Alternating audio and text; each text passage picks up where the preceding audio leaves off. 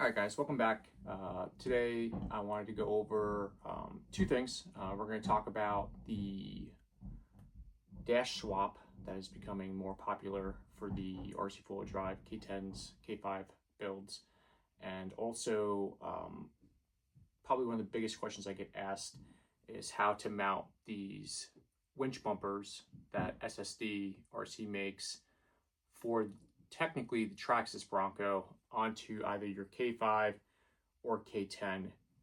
How to do that, and also how to do that if you're running a scale driveline with a scale engine, because the problem is, as we all know, when building scale RC trucks, we tend to run into problems with room and fitting everything that needs to make it work and not just be a static model. So I kind of have developed a system that I've implemented now onto 3 of my trucks that not only have the bumpers and a scale driveline and a scale engine, but have everything all, packaged together, and still was able to get a steering servo set up into the trucks in what I feel is a somewhat hidden, still discreet scale looking manner. And I'm going to discuss how I'm also going to try to hide it a little bit better and stuff. So I wanted to start over here. We're going to go over to the bench, and this way I can put the camera up close, show the dashboard better, and then also show the trucks and the modifications better in terms of what is needed to be done in order to mount everything up and get everything working. So let's head to the bench.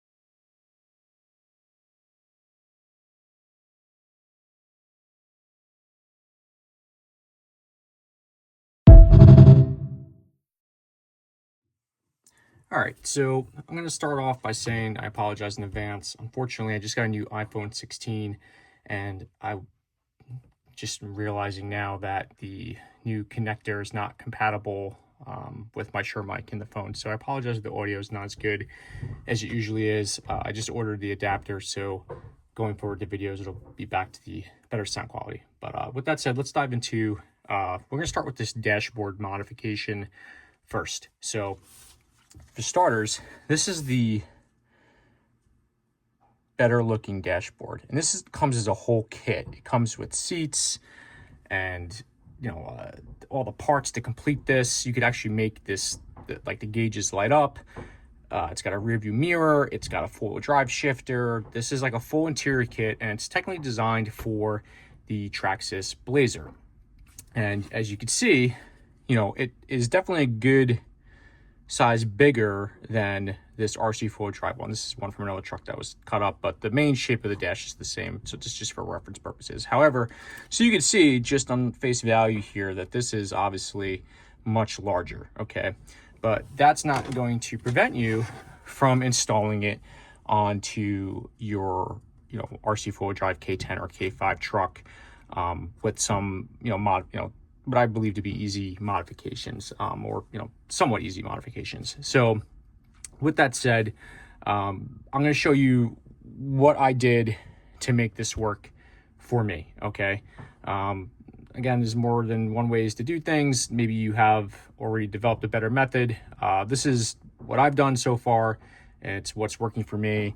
This one's going to be going into this K10 truck here. And as you can see, you know, I'm setting up the interior for a shrink RC bench seat to be more realistic to a K10 series truck where, you know, rather than buckets, they usually have, you know, bench seats. So we already did my floor cut and we're prepping for that. But in order to get this in onto here, there had to be some modifications done. So first and foremost is I was looking at, you know, where the factory dash mounts and, you know, where I want this to mount and relative to the, you know, the height and especially inside the, you know, the windshield frame here, because as we all know, you know, when RC4WD Drive first came out with the K5, this dashboard sat way too low. Shrink RC made a riser to move the dash up to get that in a more realistic view. He also makes a different column and stuff because this column is also very long, and if you're trying to use like a scale driver and stuff, it's just too close. The guy's like basically eating the steering wheel and things like that. So there's a lot of work that can be done to the RC4WD Drive interior that can make it better overall. And I think one of the best things you can do is get rid of this very basic dash and go to this dash here. So with that said, the good thing about this dash is it has plenty of mounting points on the backside, and specifically the mounting points I used. Specifically, the mounting points that I used are here. So it's probably gonna be hard to see, but these are actually angled. They have like a chamfer to them where it's angled down. And I'm assuming that because, you know, when you go to mount this in the Traxxas Blazer, however their setup is, it's got to, you know, pitch the dash in the right orientation. So for our purpose on this thing, it's actually going the wrong way. So first and foremost, what we're going to do is you're going to want to re-sand and file these. I used a file. And you're going to want to basically execute this same angle, but in the opposite direction. So that this way, when you mount this, it keeps the dash pitched in the right orientation rather than being pitched downward, which it would be like this. Okay. The next thing that we want to look at is you can see I've reshaped and basically shortened the top side of the dash. Okay. This was a lot of trial and error, but you could see based off this cutout compared to what's left of the cutout there, just how much material I had to remove. Okay, and that was in order to get it to fit, you know, properly into the truck. All right, so you're definitely gonna have to do some reshaping, and that's not just across the top, that's also going to be along the side here. When I do this again, I'll probably change it a little bit differently. I probably won't have to take as much material off this end here. This side here came out pretty good. And then you can see here, it gets very close into the gauge area. Okay, so, you know, again, depending on your interior and what you want to do, you know, could you space this forward a little bit so you don't have to take as much material off? And if you want to do a lighted gauges and all that stuff, yes. You know, I'm going to try to work on it to see, I want this thing to be as close to the dash without having a gap. The windshield frame without having a gap. And I don't want the driver to be eating the steering wheel, you know, if there's a driver in it and everything else. So, yes, so that's the first thing we're going to do. You got to do that angle, okay? Then we're going to actually use these mounting points, okay, to mount them to the RC4WD Drive interior. Now, the spot that I found that seemed to work pretty well for this was that the first thing I did was I trimmed this lower bracket off. This is part of like what it would, you know, need to be mounted to the, you know, the stock interior system for the Traxxas setup, but you don't need this. So basically what I do is I basically dremeled here and here, and then even with the dash, and I removed this piece. And then what happens is it allows it to basically sit right inside that transmission tunnel there. And how I managed to mark these these holes to get these screws in here to get this mounted is very simply what I did was after I reshaped this, okay, you could probably even do it beforehand because it's not going to change too much of the mounting point once you trim this piece off. So whatever's easier, because they do stick out a bit more, so it might be actually easier to do it beforehand. But you'll just put a little bit of grease around the holes, like get like a small brush and literally paint grease around these holes. And then you're really just going to basically, you know, line up where you want it, like so that it's centered, and you're going to just press it against the inside. And that's going to give you a grease ring so that you'll know where to drill your hole to get this mounted. Now, I just did 2 holes. I didn't do all 4. You know, I think 2 is going to be plenty strong. Again, the truck that this is going into is not going to be something that's going to be flogged on the trails. So, you know, 2 screws is going to be more than enough for me. So once that's, you know, you got your screw holes mounted and you get this mounted up, what you're going to do is you're going to be taking this in and out of the truck until you get your shape right.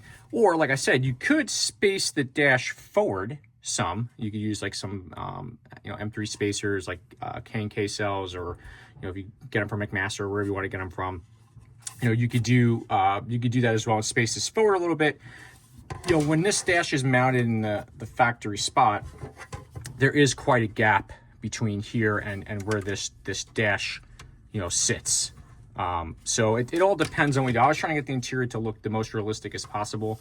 So this is how I did it. So that's what you need to know in order to get this dash onto this factory floor interior part and then into the truck. The one thing I will also like to say is, and make mention, is that please keep in mind that the RC4WD drive K5 to K10 bodies are not the same mold. Despite what people may say or think, they are not the same, okay? The wheel arches are actually different. The bed tailgate area is different, okay? There was a lot of changes between the K5 body and the K10 body. It is not the same mold. It wasn't just modified. And one of the biggest changes is, I'm going to bring you guys up close here to understand this, is going to be on the back side of here. So this is your screws to be able to mount that interior, okay? As we know, the dashes were too low in the K5s, right? So on the K5 floor pans, you had a hole here and a hole here. This is actually a K10 one. And you can see that they remolded this whole floor pan and moved the mounting hole up for the dash to get the dash up higher, okay? What that means is this area here is larger on a K5 truck or a K5 converted to a K10 truck. The embossed mounting area is going to have to be modified. I don't know if you could see that, but you could see that I trimmed that down inside there. So that this way, because it had a stopper, so that this way, the old interior, these embossed things here, would fit, okay? And kind of like lock itself into that place.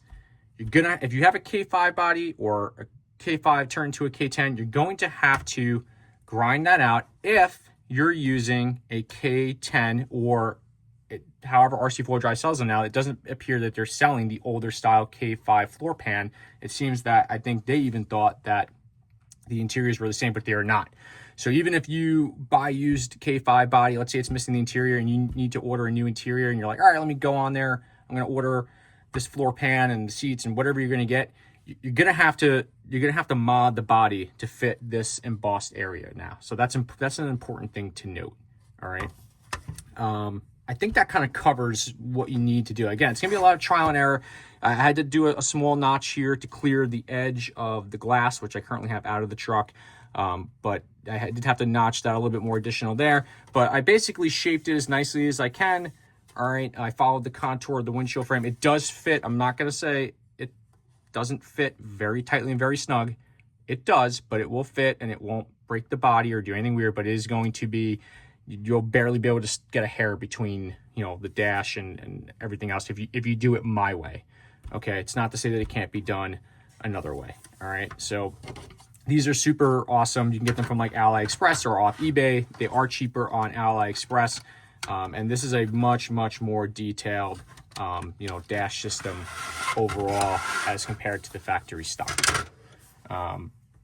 So yeah, so I think we're gonna have to, roll into a part 2 for the second half of what I wanted to talk about here, with mounting the front bumpers and all that stuff. So I'm gonna stop this video here. I will edit this one down to fit and I will just duplicate the introduction of the video, and we'll do a part 1 and part 2 because we're already at just about 12 minutes here, and I don't know how long the introduction was, and I think I only have 20 minutes on YouTube. So stand by for part 2 for mounting SSD bumper with scale drive line and scale engine.